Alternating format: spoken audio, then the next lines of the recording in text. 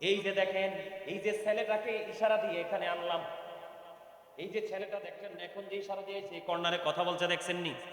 এই যে দেখেন, আমি কিন্তু ওরে কিচ্ছু বলি নাই, আমি বলছি আমার মাদ্রাসায় মাহফিল, তুমি চলে আসো।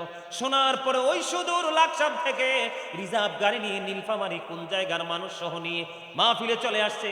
আমাকে যাওয়ার সময় বলল, ভাইয়া আপনার মাদ্রাসাতেই হাদিয়াগুলো দিয়ে দিবেন।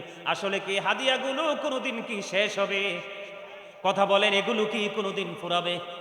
কথা বলেন না। আমি কিন্তু আল্লাহি বিশ্বাস করে, আমি কিন্তু তাকে বলি নাই যে মাদ্রাসাতে দান করতে হবে। আমাকে যাওয়ার সময় বলে দিল, মাঝে মাঝে আমার কাছে এই ছেলেটা হাদিয়া পাঠায় যে ভাইয়া মাদ্রাসায় বাচ্চাগুলোকে একটু খাবার খাইয়ে দিয়েন। সুবহানাল্লাহ বলেন না। বাড়ি কোথায়? লাকসাম। আসছে কোথায়? এখান থেকে রিজার্ভ গাড়ি নিয়ে আসছে। কত টাকা গাড়ি ভাড়া, তার যে পরিশ্রম! একজন বড় একজন ব্যবসায়িক, একজন বিজনেসম্যান।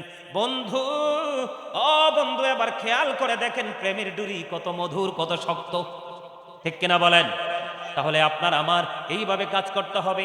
দিনের শিক্ষা প্রতিষ্ঠানগুলোকে আমাদেরকে জিন্দা রাখতে হবে। হবে কি হবে না? আল্লাহর হাবিব বললেন, পৃথিবীর বুকে তোমরা দুই শ্রেণীর মানুষের সাথে কম্পিটিশন করো। কয় শ্রেণীর মানুষ?